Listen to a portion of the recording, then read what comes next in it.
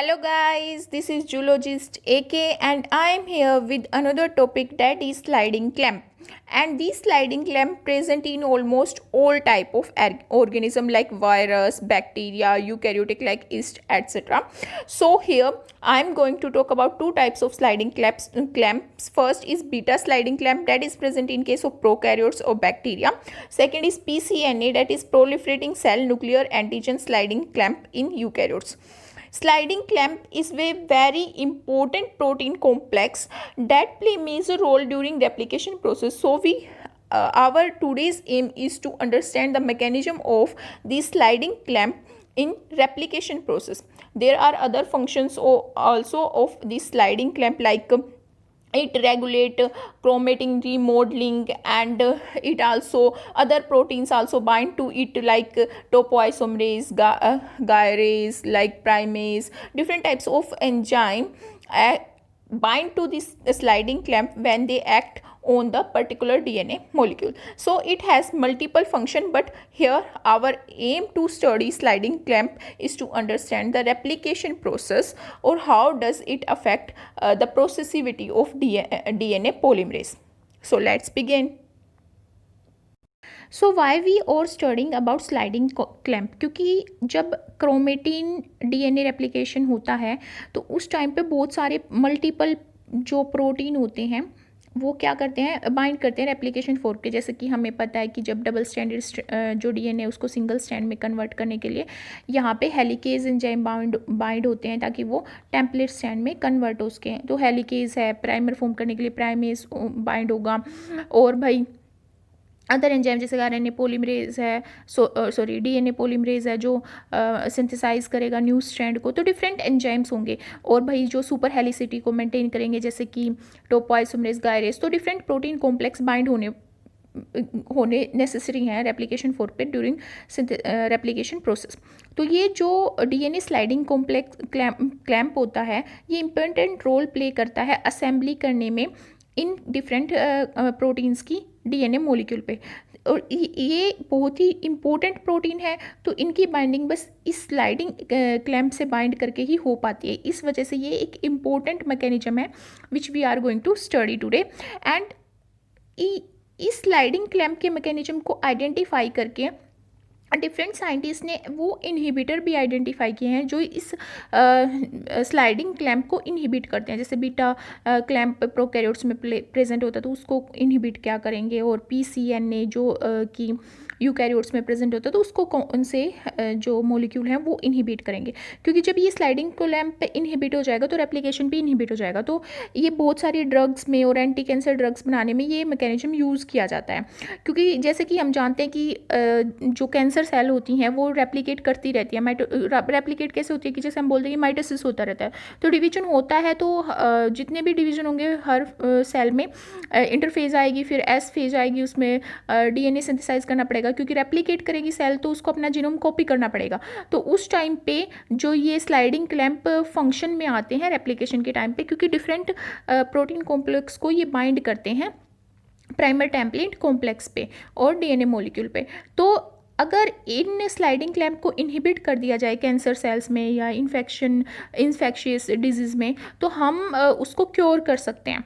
तो बहुत सारे इनहिबिटर्स हैं जैसे कि पेप्टाइड इनहिबिटर हो गए, नेचुरल प्रोडक्ट हैं, modified non steroidal anti inflammatory drugs जो प्रोड्यूस की जाती है वो सब इसके इनहिबिटर्स होते हैं स्लाइडिंग क्लैम्प्स के। पर हमारा जो मेन रोल है और मेन एम है जो स्लाइडिंग क्लैम्प को स्टडी करने का वो है कि ये जानना कि ये क्या रोल प्ले करता है रेप्लिकेशन के टाइम पे, क्योंकि we are studying it in replication. So जो ये डीएनए पॉलीमरेज होते हैं ये क्रोमोसोमल डीएनए को रेप्लिकेट करते हैं, पर वो इन नॉन प्रोसेसिव वे में रेप्लिकेट करते हैं। मतलब अगर ये स्लाइडिंग क्लैम्प उनसे बाइंड नहीं होंगे डीएनए पॉलीमरेज से तो वो बहुत ही कम न्यूक्लियोटाइड को बाइंड कर पाएंगे प्राइमर से, प्राइमर के 3 प्राइम एंड पे जहाँ पे हाइड्रोक्सिल ग्रुप प्रेजेंट होगा। तो वो जो चेन इलोंगेशन होगी वो कुछ ही न्यूक्लियोटाइड बेस पेयर तक हो पाती है, पर एक टाइम पे जो डीएनए पॉलीमरेज है अबाउट 1000 न्यूक्लियोटाइड को ऐड कर देता है। तो वो कैसे ऐड करता है, वो ऐड करता है स्लाइडिंग क्लैम्प की हेल्प से, उसकी प्रोसेसिविटी इंक्रीज होती है।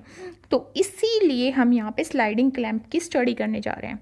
तो स्लाइडिंग क्लैम्प क्या होते हैं, ये एक रिंग शेप्ड प्रोटीन्स होते हैं, रिंग शेप में प्रेजेंट होते हैं और जो इंसर्कल कर देते हैं डुप्लेक्स डीएनए को and bind to the DNA polymerase. Duplex DNA यहाँ पे होगा कि जो हमारा टेम्पलेट स्टैंड होगा और यहाँ पे प्राइमर स्टैंड होगा।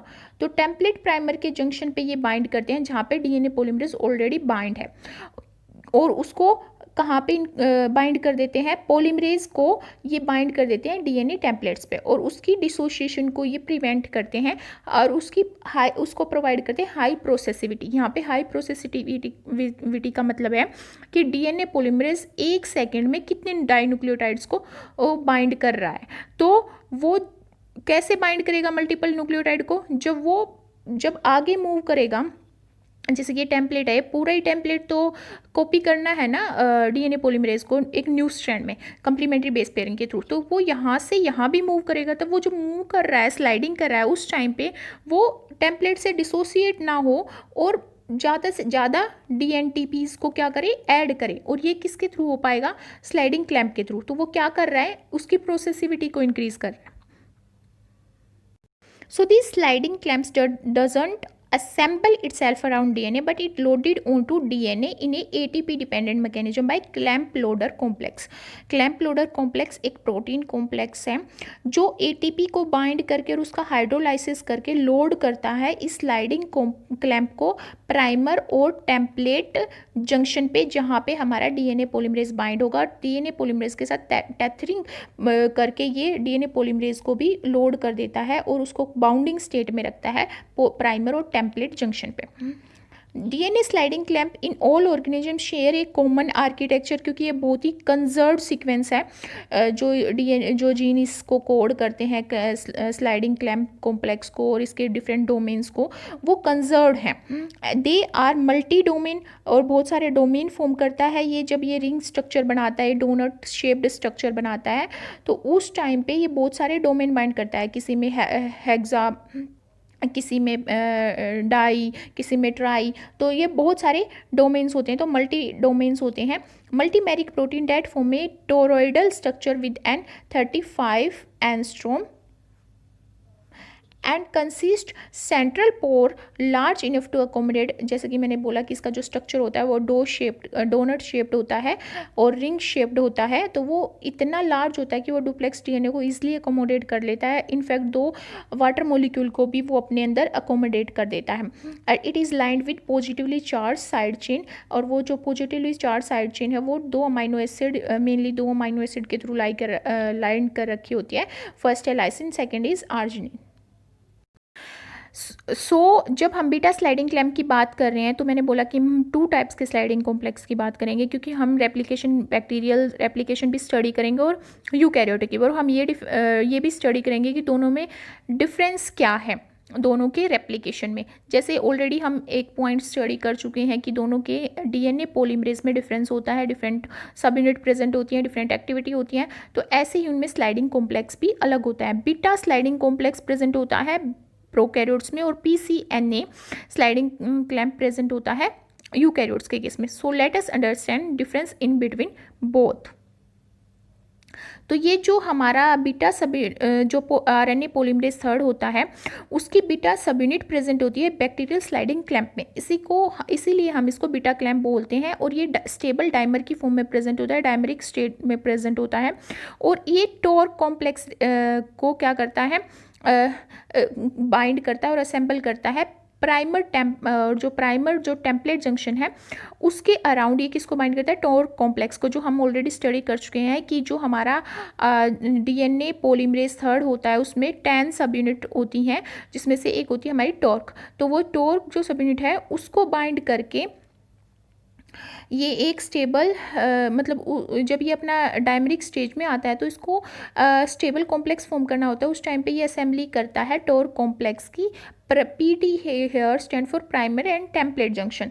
और ATP dependent manner, because ATP bind होगी, हाइड्रोलाइज होगी, उस जिसकी वजह से ये क्या होगा, बीटा जो स्लाइडिंग कॉम्प्लेक्स है ये इसकी लोडिंग होगी किस पे, प्राइमर टेम्पलेट कॉम्प्लेक्स में, और ये टेथर्ड करेगा किसको, डीएनए पॉलीमरेज को to the primer template complex.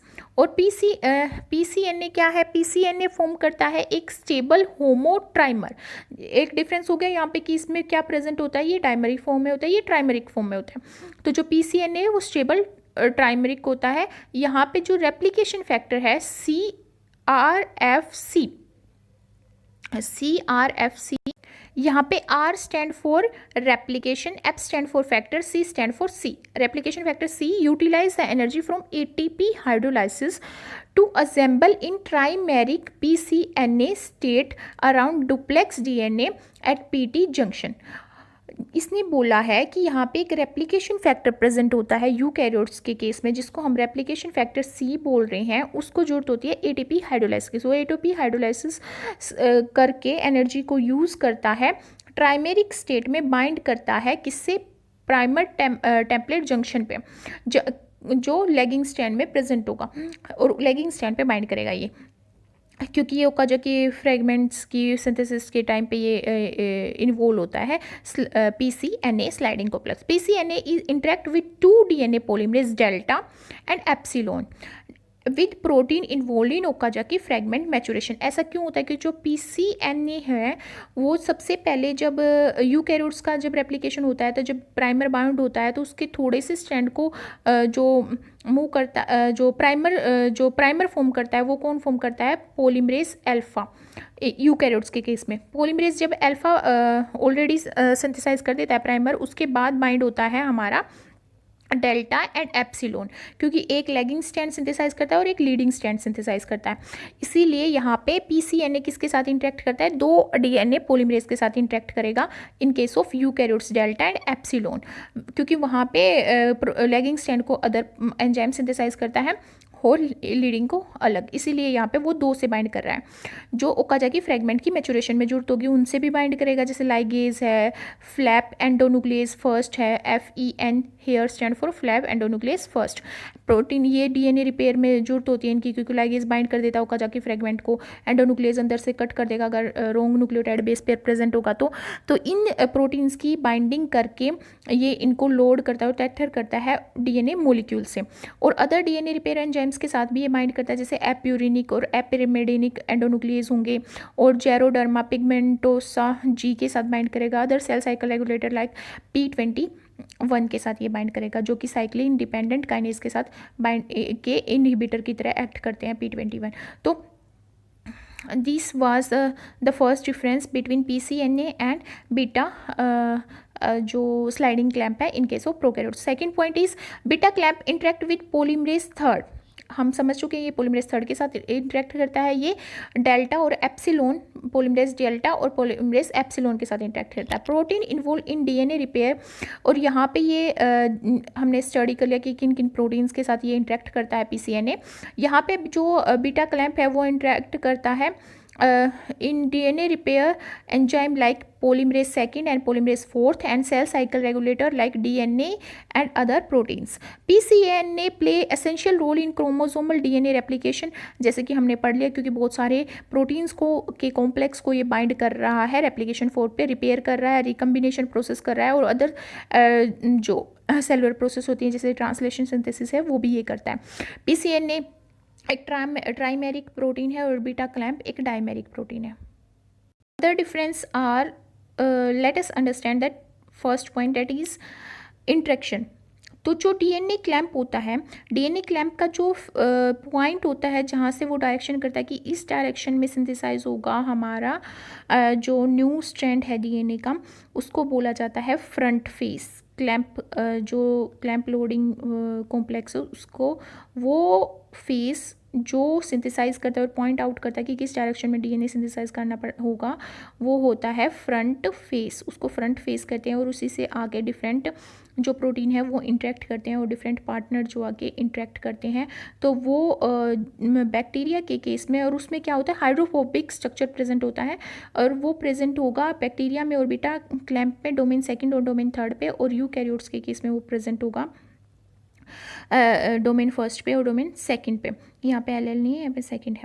तो फिर जो डीएनए क्लैंप होते हैं जहाँ पे डिफरेंट प्रोटीन्स आके बाइंड करते हैं, वो एक कंसिस्ट करता है एक residue, A residue of 5 residue consist करता है। और वो 5 रेजिड्यू क्या है, एक लीनियर मोटिफ है, वो लीनियर मोटिफ एक सीक्वेंस कंसिस्ट करते हैं। उस सीक्वेंस को कहते हैं QLSODNLF।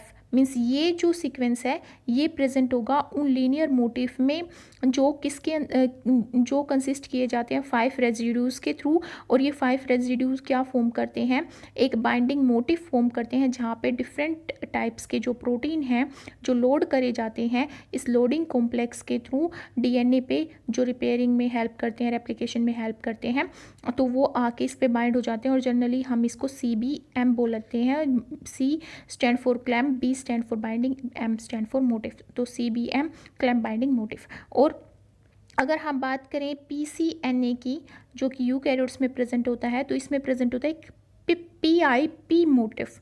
PIP motif is the most common interaction sequence that is present in PCNA, जो डिफरेंट इंटरेक्टिंग प्रोटीन्स को के साथ इंटरेक्ट करता है। ये कैसे इंटरेक्ट करता है, जो ये PIP मोटिफ जो प्रेजेंट है ये बाइंड करता है डिफरेंट प्रोटीन के C टर्मिनल पेप्टाइड से। जो इंटरेक्टिंग प्रोटीन होंगे उनके जो स्ट्रक्चर है उसमें C टर्मिनल पे जो पेप्टाइड चेन प्रेजेंट होगी या C टर्मिनल प्रेजेंट होगा, कार्बोक्सी टर्मिनल, उस पे जाके ये बाइंड कर जाएगा। फॉर एग्जांपल P21 हमारा क्या है, एक इनहिबिटर है साइक्लिन डिपेंडेंट काइनेज का। और ये क्या करता है, ये बाइंड करता है और इनहिबिट करता है अदर प्रोटीन्स को, और बाइंड नहीं करने देता उन डिफरेंट प्रोटीन्स को PCNA से। अगर P21 बाइंड हो रखा है PCNA से तो ये बाइंड नहीं करने देगा डिफरेंट प्रोटीन को PCNA से। इसकी वजह से ये जो PCNA है उसकी एक्टिविटी अफेक्ट होगी और वो DNA पॉलीमरेज को बाइंड नहीं रख पाएगा किस पे, डबल स्ट्रैंडेड DNA पे, और जहाँ पे प्राइमर और टेम्पलेट जंक्शन प्रेजेंट है, जिसकी वजह से रेप्लिकेशन क्या हो जाएगा, स्टॉप हो जाएगा, क्योंकि ये साइक्लिन डिपेंडेंट काइनेज के लिए एज ए इनहिबिटर एक्ट करता है। तो ये जो C टर्मिनल डोमेन प्रेजेंट होता है P21 में, वहाँ पे एक मोटिफ प्रेजेंट होता है PIP मोटिफ, उसके थ्रू ये बाइंड करता है PIP साइट पे। और ये PIP साइट कहाँ पे प्रेजेंट होती है, PCNA पे, जो कि एक लोडिंग कॉम्प्लेक्स है इन केस ऑफ प्रोकैरियोट्स। ये जो PIP मोटिफ है ये क्या है, ये कंसेंसस सीक्वेंस कंसिस्ट करते हैं QXXHXXAA कंसेंसस सीक्वेंस कंसिस्ट करते हैं, जहाँ पे H स्टैंड करता है हाइड्रोफोबिक अमाइनो एसिड के लिए। हाइड्रोफोबिक अमाइनो एसिड में कौन कौन से अमाइनो एसिड होंगे, आइसोल्यूसिन होंगे, आइसोल्यूसिन, ल्यूसिन और मिथेनिन। और यहाँ पे A स्टैंड करता है एरोमेटिक रेजिड्यू के लिए, like tryptophan, tyrosine and phenyl alanine. और जो PIP मोटिफ है वो मोस्ट कॉमन इंटरेक्शन सीक्वेंस है जो PCNA के इंटरेक्टिंग मोलिक्यूल्स में प्रेजेंट होता है और प्रोटीन्स में प्रेजेंट होता है। फॉर एग्जाम्पल अगर हम दूसरा एग्जाम्पल लें यहाँ पे ALKB homolog to PCNA interacting motif, that is ALKB homolog to PCNA interacting motif. तो हम इसको क्या बोलेंगे, PAPIM, because ALKB homolog to PCNA interacting motif. A stand for ALKB homolog to PCNA interacting motif. ये commonly found होता है, पाया जाता है DNA रिपेयर एंजाइम्स में। और जो ये यहाँ पे APIM की मैं बात कर रही हूँ, ये एक 5 रेजिड्यू मोटिफ है जिसमें क्या डिफरेंट रेजिड्यू मिलते हैं, KR, F, Y, W, LI, V, A, LIV, A 2 times मिलते हैं और KR भी 2 टाइम्स मिलते हैं। तो ये 5 रेजिड्यू कंसिस्ट करता है जो PIP साइट से जाके बाइंड हो जाते हैं और सिमिलर कन्फर्मेशन में, जैसे PIP पेप्टाइड्स बाइंड होते हैं। तो जैसे कि मैंने यहाँ पे बोला कि जो इंटरेक्शन साइट है वो हाइड्रोफोबिक होती है। तो जो हाइड्रोफोबिक साइट है वो क्लैम्प बाइंडिंग सीक्वेंस जो कंसिस्ट करती है, और क्लैम्प में जो बाइंडिंग सीक्वेंस फॉर्म करती है वो डिफरेंट होती है। फॉर एग्जांपल पीसीएनए में 8 अमाइनो एसिड और 8 रेजिड्यू को कंसिस्ट करती है, और 5 अमाइनो एसिड को कंसिस्ट करती है बीटा क्लैम्प में। स्लाइडिंग क्लैंप में जैसे कि बीटा क्लैंप हम प्रोकैरियोट्स के केस में पढ़ रहे हैं और पीसीएनए हम यूकैरियोट्स के केस में पढ़ रहे हैं। यहाँ पे जो स्पेसिफिसिटी है इन बाइंडिंग पॉकेट्स की वो डिपेंड किस पे करती है, कंजर्व्ड रेजिड्यू पे। और किसके कंजर्व्ड रेजिड्यू पे? पेप्टाइड मोटिफ के। जैसे कि यहाँ पे मोटिफ अलग है, यहाँ पे मोटिफ अलग है, जिससे के थ्रू डिफरेंट प्रोटीन्स बाइंड करते हैं डिफरेंट साइट पे इन स्लाइडिंग क्लैंप्स की। तो वो स्पेसिफिसिटी कंसिस्ट करते हैं कि ये पर्टिकुलर जो प्रोटीन है यहाँ पे बाइंड होगा और इसकी बाइंडिंग कब होगी, क्योंकि कन्फर्मेशनल चेंज होता रहता है depending on the stage of replication और depend on either there is the need of repair mechanism और not. This is the structure of this sliding clamp. तो ये जो स्ट्रक्चर है ये है ई कोलाई के लिए। जो दोनों में सिमिलरिटी क्या होती है कि जो डीएनए स्लाइडिंग क्लैंप है वो शुडो हेक्सामेरिक सिमेट्री शो करता है, शुडो हेक्सामेरिक सिमेट्री शो करता है, और उसमें एक सेंट्रल रिंग स्ट्रक्चर प्रेजेंट होता है जो डबल स्ट्रैंडेड डीएनए को अकोमोडेट कर देता है। डबल स्ट्रैंडेड डीएनए में क्या आया? प्राइमर टेम्पलेट जंक्शन, और जो फिर इस तरह ये टेथर कर देता है डीएनए पॉलीमरेज को प्राइमर टेम्पलेट जंक्शन पे। तो ये ई कोलाई का स्ट्रक्चर है। जैसे कि हमें पता है कि ई कोलाई डाइमर होता है, तो एक ये ब्लू कलर में 1 मोनोमर यूनिट शो की गई है और येलो कलर में 1 मोनोमर यूनिट शो की गया है, और दोनों मोनोमर यूनिट में 3 सिमिलर डोमेन प्रेजेंट होते हैं, जैसे कि डोमेन फर्स्ट, सेकंड एंड 3। यहाँ पे ब्लू में है डोमेन फर्स्ट, सेकंड एंड 3। तो इस वजह से ये शुडा हेक्सामेरिक सिमेट्री फॉर्म करते हैं। एक मोनोमर यूनिट में 3 डोमेन प्रेजेंट होते हैं, तो 2 में 6 हो गए। तो यहाँ पे 4 ID CL लूप्स प्रेजेंट होते हैं in case of E coli sliding clamp पे। IDCL means inter domain connected loops. Inter domain connected loops present होते हैं यहाँ पे 4, जो डिफरेंट लूप्स को उसके बीटा स्ट्रैंडेड स्ट्रक्चर को और हेलिक्स से उसको कनेक्ट करते हैं। तो यहाँ पे एक IDCL शो किया गया है, और यहाँ पे पेप्टाइड स्ट्रक्चर प्रेजेंट होते हैं जो बाइंडिंग पॉकेट फॉर्म करते हैं डिफरेंट प्रोटीन्स के लिए। तो यहाँ पे जो ग्रीन कलर है, ये ग्रीन कलर ये शो कर रहा है एक पेप्टाइड ACQADLF। ये बाइंडिंग पॉकेट है, जो एक बाइंडिंग पॉकेट फॉर्म की जा रही है वो इस सीक्वेंस के थ्रू फॉर्म की जा रही है कि जो कि ग्रीन कलर में शो की गई है। दूसरी जो बाइंडिंग पॉकेट है वो यहाँ पे डॉटेड लाइन के थ्रू शो की गई है, और वो फॉर्म की जाती है PDBID4K30। तो ये 2 बाइंडिंग पॉकेट फॉर्म होती हैं ई कोलाई के केस में। जो सेकेंड स्ट्रक्चर है यहाँ पे वो ह्यूमन PCNA का है, जो कि ट्राइमर की फॉर्म में प्रेजेंट होता है, जैसे कि यहाँ पे शो कर रखा है ग्रीन, ऑरेंज और ब्लू कलर में। तो ये 3 यहाँ पे मोनोमर यूनिट प्रेजेंट होती हैं, और 2 डोमेन जो हैं एक मोनोमर में प्रेजेंट होते हैं, डोम फर्स्ट और डोम सेकंड। तो यहाँ पे 2 होंगे डोमेन, और ऑरेंज में 2 डोमेन होंगे और ग्रीन में 2 डोमेन होंगे। इस तरह ये शुडो हेक्सामेरिक स्ट्रक्चर फॉर्म कर देगा। और जो यहाँ पे 1 of the 3 IDCL is label means यहाँ पे 4 IDCL प्रेजेंट है, यहाँ पे 3 IDCL प्रेजेंट है। IDCL inter domain connected loop. ये किससे लूप करेंगे? बीटा स्ट्रैंडेड स्ट्रक्चर होगा जो लूप का, या हेलिक्स स्ट्रक्चर जो होगा उसके साथ कनेक्ट करेंगे। और यहाँ पे एक IDCL शो किया गया है ह्यूमन के PCNA स्लाइडिंग क्लैंप स्ट्रक्चर में। और यहाँ पे FEN फर्स्ट पिप पेप्टाइड, जो कि पर्पल कलर में शो की गई है, जो बाइंडिंग पॉकेट फॉर्म करती है ह्यूमंस के PCNA में, वो है FEN फर्स्ट PIP साइट, जिससे PIP मोटिव के थ्रू डिफरेंट, जैसे हमने P20 की बात की थी, वो बाइंड करते हैं PCNA से। तो यहाँ पे FEN first PIP site form की गई है इस यहाँ पे, जो कि पर्पल कलर में डोनेट की गई है। और एक लाइगेंड शो किया गया है मॉलिक्यूलर सरफेस में अदर, जो कि यहाँ पे, और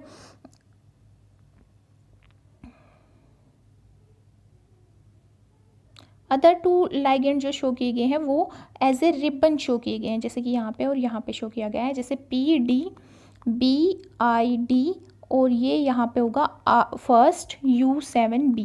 मतलब ये डिफरेंट बाइंडिंग मॉलिक्यूल हैं जो कि PCNA के सरफेस पे प्रेजेंट है। फर्स्ट यहाँ पे डोमेन फॉर्म में शो किया गया है, दो यहाँ पे रिबन शो में फॉर्म किए गए। तो ये दो क्या है, फर्स्ट होगा PDBID, सेकंड होगा यहाँ पे first U7B। So this is the structure of sliding clamp in case of eukaryotes and in case of prokaryotes. Another point is similarity between beta sliding clamp, जैसे कि मैंने बोला कि बहुत सारे जितने भी बीटा जो क्लैम्प होते हैं वो कंजर्व्ड सीक्वेंस प्रेजेंट होता है उनका, और वो एक सिमिलर शूडो हेक्सामेरिक स्ट्रक्चर फॉर्म करते हैं। तो क्या सिमिलरिटी है, वहाँ पे एक लो सीक्वेंस आइडेंटिटी है मोर देन 50%, मीन्स कि एक थोड़ा सा सीक्वेंस कॉमन है यूकैरियोट्स और प्रोकैरियोट्स के केस में, और वो सीक्वेंस कितना है, कितना परसेंट फॉर्म करता है, more than 50%। Their 3D structure, 3 dimensional structure are nearly super impossible, as we can see here कि इसमें भी जो IDCL प्रेजेंट है, इसमें भी IDCL प्रेजेंट है, इसमें 2 सब यूनिट प्रेजेंट है तो 3 डोमेन प्रेजेंट है, इसमें 3 सब यूनिट प्रेजेंट है तो एक मोनोमर में 2 डोमेन प्रेजेंट है। तो ये जो इनका 3D स्ट्रक्चर है ये kind of super imposable structure है। Because of similar structure of domain, these domain consist of 2 4-stranded beta that are located on the outside of DNA camel and 2 alpha helix that when assembled line the core of clamp। मतलब ये बताया गया कि जो एक clamp है, domain है इन clamp के, वो फॉर्म किए गए हैं बीटा स्ट्रक्चर के थ्रू, बीटा स्टैंडर्ड स्ट्रक्चर के थ्रू और हेलिक्स स्ट्रक्चर के थ्रू, अल्फा हेलिक्स स्ट्रक्चर के थ्रू। जैसे हम जब प्रोटीन स्ट्रक्चर की स्टडी करते हैं तो जब सेकेंडरी स्ट्रक्चर में पढ़ते हैं कि बीटा स्टैंडर्ड स्ट्रक्चर और अल्फा हेलिक्स स्ट्रक्चर, तो वो यहाँ पे जो डोमेन है उसमें वो कंसिस्ट करता है beta and alpha helix structure. जो बीटा स्टैंडर्ड स्ट्रक्चर होता है वो DNA क्लैम्प के बाहर लाई करता है, और जो 2 अल्फा हेलिक्स स्ट्रक्चर होते हैं वो कोर में लाइन करते हैं क्लैम्प के, जो बाइंड करता है DNA टेम्पलेट से और DNA पॉलीमरेज से।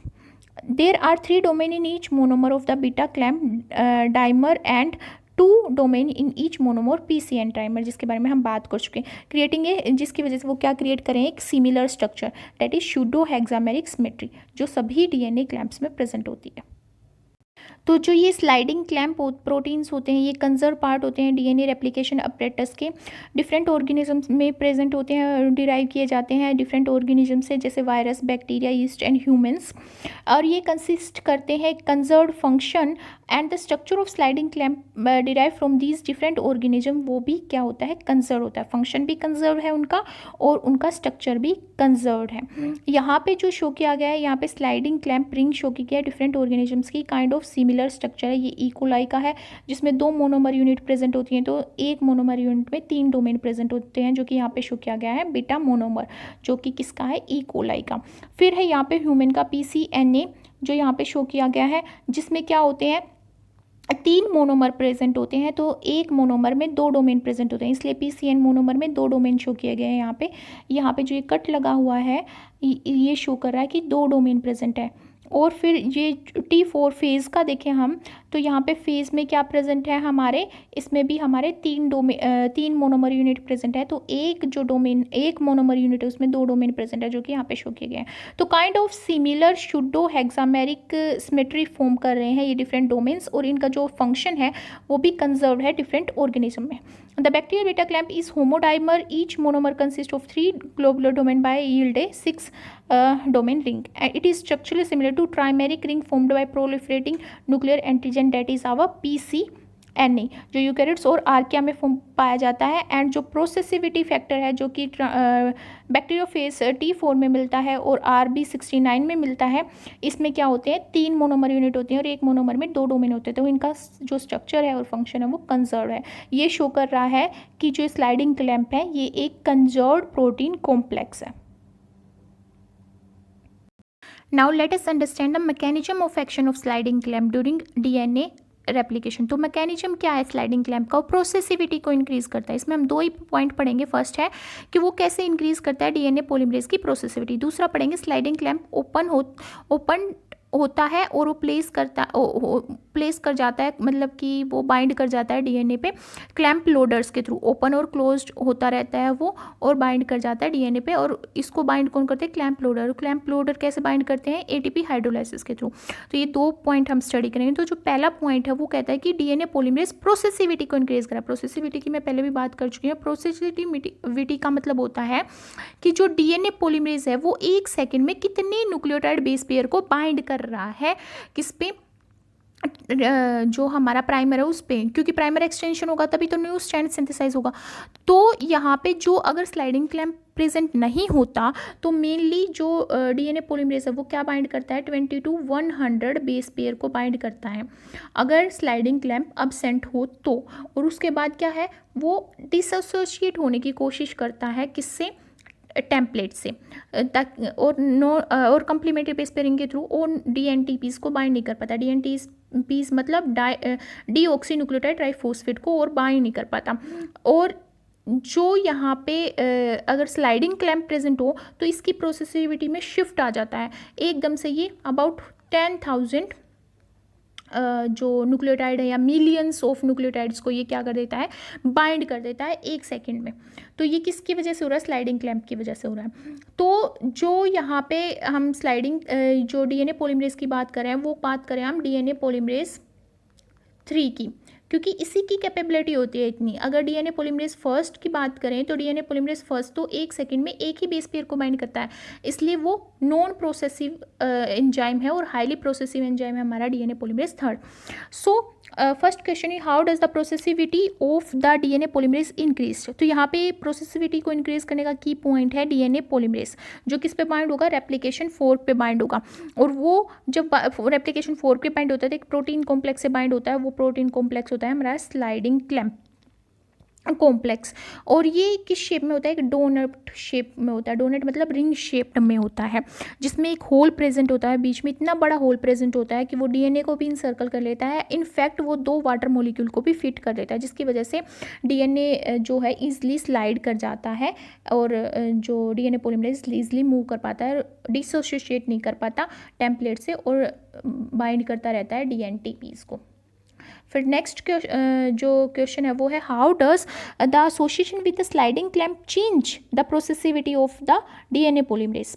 जो स्लाइडिंग क्लैंप है वो डीएनए पॉलीमरेज से बाइंड होता है जो कि ऑलरेडी बाउंड है। डीएनए पॉलीमरेज जो कि ऑलरेडी किससे बाउंड है? प्राइमर टेम्पलेट जंक्शन पे ऑलरेडी बाउंड है, उससे बाइंड करता है हमारा स्लाइडिंग क्लैंप। अगर स्लाइडिंग क्लैंप अब्सेंट है तो डीएनए पॉलीमरेज डिसोशिएट हो जाएगा और डिफ्यूज होने की कोशिश करेगा टेम्पलेट से। और एवरेज कब डिसोशिएट होगा? जब वो average about 20 to 100 base pair को सिंथेसाइज कर देगा न्यू स्ट्रैंड पे। अगर स्लाइडिंग क्लैंप प्रेजेंट होगा तो डीएनए पॉलीमरेज डिसएंगेज तो होगा अपनी जो ये न्यूक्लियो डीएनटीपीज को बाइंड करने की जो प्रोसेस है, इससे डिसएंगेज करने की कोशिश तो करेगा। अपनी कैसे डिसएंगेज होगा? वो अपनी एक्टिव साइड से रिमूव होने की कोशिश करेगा। और एक्टिव साइड क्या है? जो प्राइमर में प्रेजेंट है 3 प्राइम एंड पे जो हाइड्रोक्सिल ग्रुप प्रेजेंट है वो एक्टिव साइड में बाइंड होगा डीएनए पॉलीमरेज की, तो वो उससे अवे जाना चाहेगा, डिफ्यूज करने की कोशिश करेगा, जिसकी वजह से वो जो ये डीएनटीपीज को बाइंड करने की एक्टिविटी है इससे डिसएंगेज होगा। बट जो स्लाइडिंग कॉम्प्लेक्स प्रेजेंट है वो डीएनए को क्लोज प्रोक्सिमिटी में रखेगा हाइड्रोक्सिल ग्रुप के, जो कि 3 प्राइम एंड पे प्रेजेंट है प्राइमर के, और जो डीएनटीपीज इनकमिंग डीएनटीपीज हैं उनके, उसकी क्लोज प्रोक्सिमिटी में रखता है ये स्लाइडिंग क्लैंप। इसलिए ये जो स्लाइडिंग क्लैंप है वो इंश्योर करता है कि डीएनए पॉलीमरेज रैपिडली रीबाइंड कर जाए किस पे? प्राइमर और टेम्पलेट जंक्शन पे, क्योंकि जब तक वो प्राइमर टेम्पलेट जंक्शन पे बाइंड नहीं होगा तो वो नए डीएनटीपीज को भी नहीं बाइंड कर पाएगा।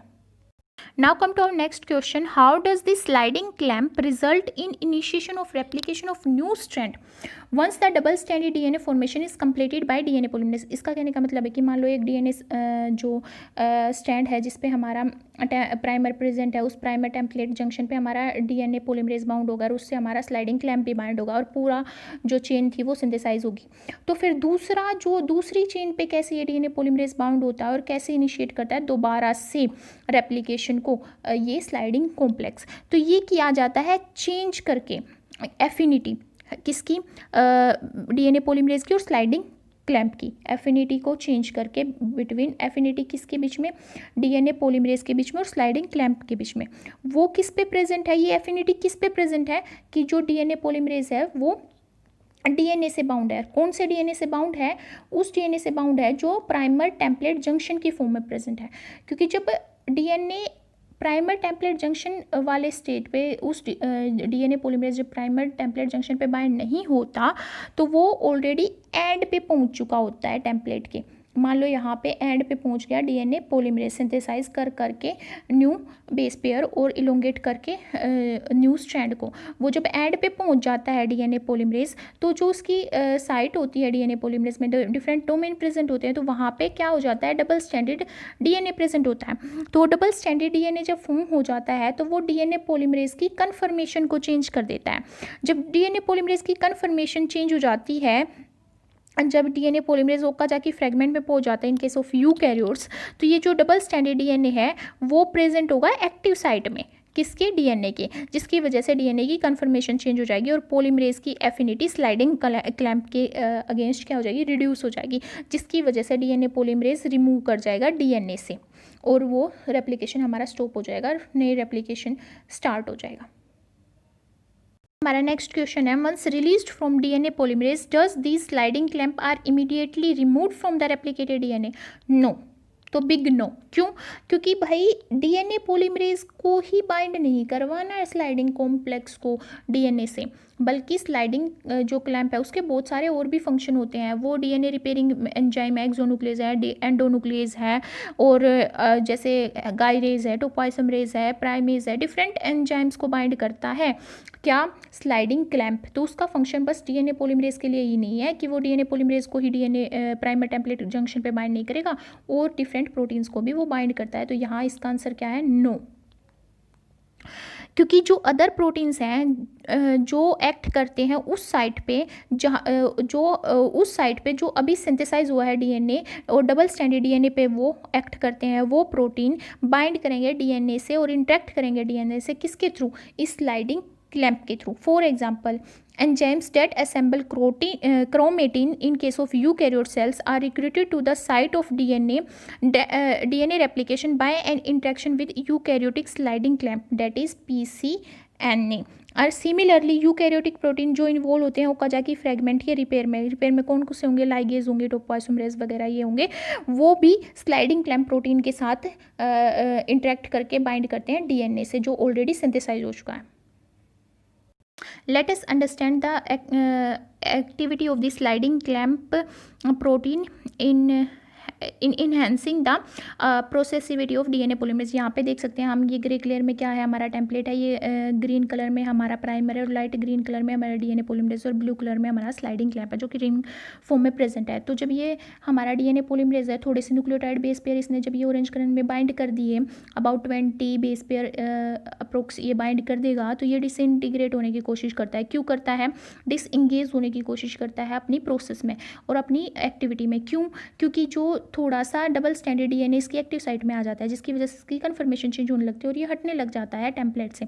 बट ये जो रिंग शेप्ड स्ट्रक्चर प्रेजेंट है यहाँ पे, जो कि स्लाइडिंग क्लैंप है, ये क्या करता है, इसको बाइंड करके रखता है और इसको क्लोज प्रोक्सिमिटी देता है 3OH के साथ और इनकमिंग जो डीएनटीपीज हैं, और जिसकी वजह से ये बाइंड करता रहता है डीएनटीपीज को और चेन को इलोंगेट कर देता है, जिसकी वजह से complete double standard DNA form हो जाता है। अब ये जो केस शो किया गया, ये प्रोकैरियोट्स का, सॉरी यूकैरियोट्स का शो किया गया, ये था प्रोकैरियोट्स का केस। जो अगर हम यूकैरियोट्स की बात कर रहे हैं तो यहाँ पे डीएनए पॉलीमरेज अल्फा और प्राइमेज जो है वो प्रोडक्ट देते हैं अबाउट 50 to 100 बेस पेयर का। जैसे कि यहाँ पे शो कर रखा है कि यहाँ पे हमारा प्राइमर प्रेजेंट है और ये हमारा टेम्पलेट प्रेजेंट है, और हमारा डीएनए प्राइमेज के थ्रू प्राइमर फॉर्म कर दिया, फिर डीएनए पॉलीमरेज अल्फा बाउंड होगा। जब डीएनए पॉलीमरेज अल्फा बाउंड होता है तो वो अबाउट 50 to 100 बेस पेयर को ही बाइंड करता है और फिर उसके बाद वो क्या कर जाता है, रिमूव कर जाता है। क्यों कर जाता है? कि कुछ उस डबल स्टैंडर्ड डीएनए उसकी एक्टिव साइट में आ जाता है, जिसकी वजह से कन्फर्मेशन चेंज हो जाती है डीएनए पॉलीमरेज की और वो रिमूव कर जाता है टेम्पलेट स्टैंड से। फिर आता है स्लाइडिंग कॉम्प्लेक्स बाइंड करेगा यहाँ पे डीएनए पॉलीमरेज डेल्टा को और डीएनए पॉलीमरेज एप्सिलॉन को, और इस वजह से वो उसको बाइंड करके रखेगा। और फर्दर जो एक्सटेंशन है अबाउट 10,000 न्यूक्लियोटाइड बेस पेयर को बाइंड करके जो चेन का एक्सटेंशन किया जाएगा और इलोंगेट करा जाएगा जो चेन, वो की जाएगी डीएनए पॉलीमरेज अल्फा के डेल्टा के थ्रू और एप्सिलॉन के थ्रू। जो यहाँ पे एप्सिलॉन है वो लीडिंग स्ट्रैंड पे सिंथेसाइज करता है, उस लीडिंग स्ट्रैंड की चेन इलोंगेशन करता है, और जो डेल्टा होता है वो लैगिंग स्ट्रैंड पे करता है, क्योंकि जो यूकैरियोट्स में एक लैगिंग स्ट्रैंड प्रेजेंट होता है, एक लीडिंग स्ट्रैंड प्रेजेंट होता है। तो यहाँ पे जो स्लाइडिंग क्लैंप है PCNA वो किससे बाइंड करेगा, यहाँ पे डीएनए पॉलीमरेज डेल्टा से और एप्सिलॉन से। Come to our second point, that is sliding clamp are opened and placed on DNA by clamp loader। जो स्लाइडिंग क्लैंप होते हैं वो क्लोज रिंग होते हैं, बट उनको बाइंड करने के लिए डीएनए से बाइंड करने के लिए उनको क्या होना पड़ेगा, ओपन होना पड़ेगा और इनसर्कल करना पड़ेगा क्या, डीएनए स्ट्रैंड।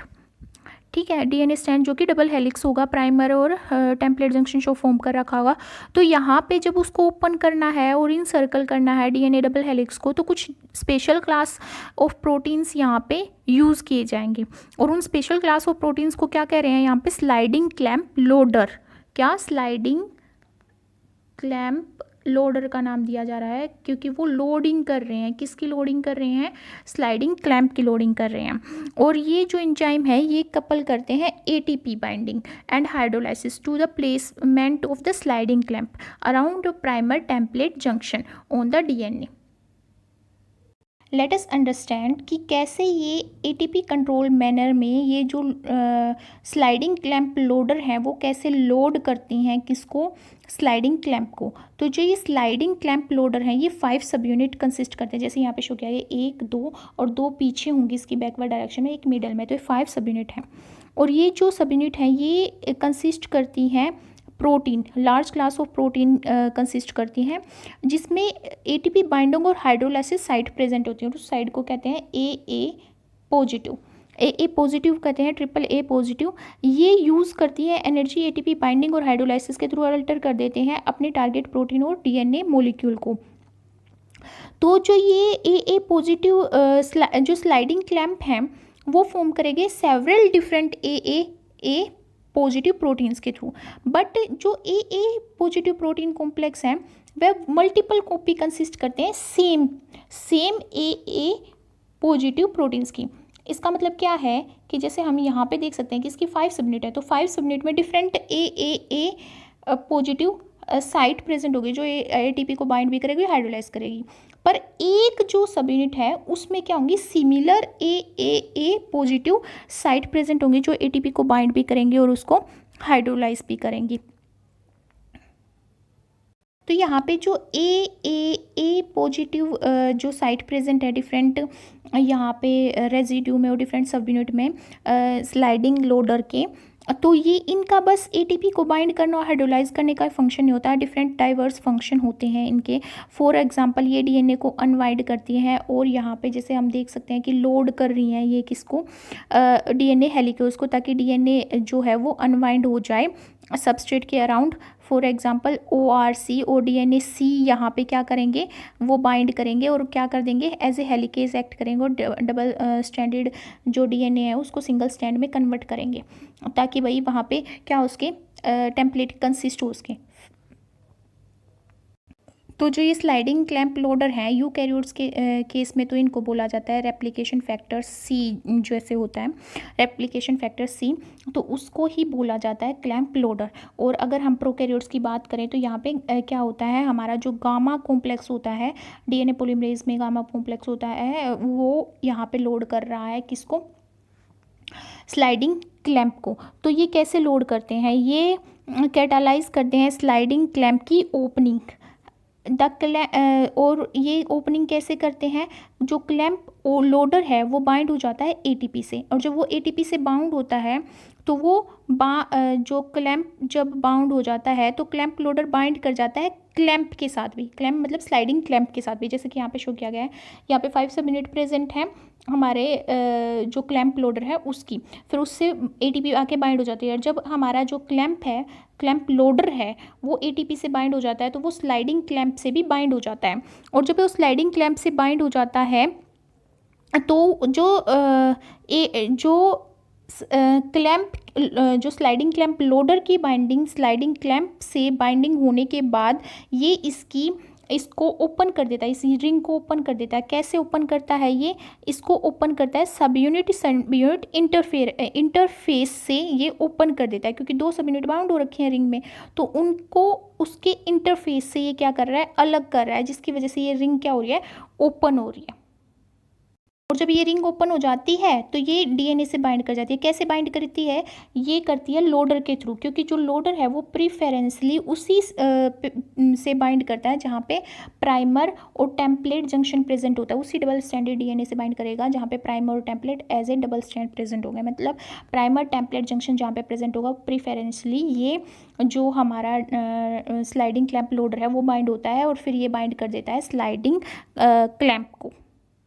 इस कॉम्प्लेक्स की करेक्ट बाइंडिंग है जो, उसके 2 कॉन्सिक्वेंस होते हैं। फर्स्ट कॉन्सिक्वेंस यही है कि जो ओपन स्लाइडिंग क्लैंप है वो इस तरह पोजीशन होता है कि जो डबल स्ट्रैंडेड डीएनए है वो होल में प्रेजेंट हो, किसके? स्लाइडिंग क्लैंप के। और सेकंड कॉन्सिक्वेंस क्या है यहाँ पे कि जो डीएनए जब बाइंड हो जाता है इस स्लाइडिंग लोडर और स्लाइडिंग क्लैंप कॉम्प्लेक्स के साथ तो एटीपी का हाइड्रोलाइसिस हो जाता है। और जब एटीपी हाइड्रोलाइसिस हो जाएगी तो पायरोफॉस्फेट यहाँ पे क्या होगा? रिमूव हो जाएगा, और एडीपी पायरोफॉस्फेट नहीं, फॉस्फेट रिमूव होगा और डाइफॉस्फेट प्रेजेंट हो जाएगा, क्योंकि एक फॉस्फेट रिमूव हो रहा है इसी वजह से तो डाइफॉस्फेट प्रेजेंट है। तो एडीपी यहाँ पे प्रेजेंट होगा और एक फॉस्फेट यहाँ पे रिमूव हो जाएगा, ना कि पायरोफॉस्फेट, सॉरी। तो यहाँ पे जब एक फॉस्फेट रिमूव हो जाता है तो एटीपी हाइड्रोलाइसिस हो रहा है। तो जैसे ही एटीपी का हाइड्रोलाइसिस होगा, ये जो क्लैंप लोडर कॉम्प्लेक्स है जिसमें 5 सब यूनिट प्रेजेंट है, ये क्या करेगा? डिसोशिएट कर जाएगा डीएनए के प्राइमर टेम्पलेट जंक्शन से और इस स्लाइडिंग जो हमारा क्लैंप है इससे। फिर क्या होगा? हमारा स्लाइडिंग क्लैंप बाइंडिंग स्टेट में रहेगा प्राइमर टेम्पलेट कॉम्प्लेक्स से, और ये किसके साथ को टेथर करेगा? डीएनए पॉलीमरेज को इस प्राइमर टेम्पलेट जंक्शन पे, ताकि वो क्या कर सके? डीएनटीपीज को बाइंड कर सके और उसकी प्रोसेसिविटी को ये इंक्रीज कर सके। So this was all about sliding clamp loader complex. So we learn today about sliding clamp, जिसमें हमने बात की बीटा क्लैंप जो कि हमने प्रोकैरियोट्स में स्टडी किया, और हमने बात की पीसीएनए की जो यूकैरियोट्स में प्रेजेंट था, उनमें क्या सिमिलरिटी है, क्या डिफरेंस है, और हमने मैकेनिज्म की स्टडी की कि वो रेप्लिकेशन में कैसे रोल प्ले करते हैं। So guys, if you like my video then please thumbs up and support me by subscribing to my channel and share my video to your family as friend who need the clear explanation of this topic, and thank you so much for watching my videos.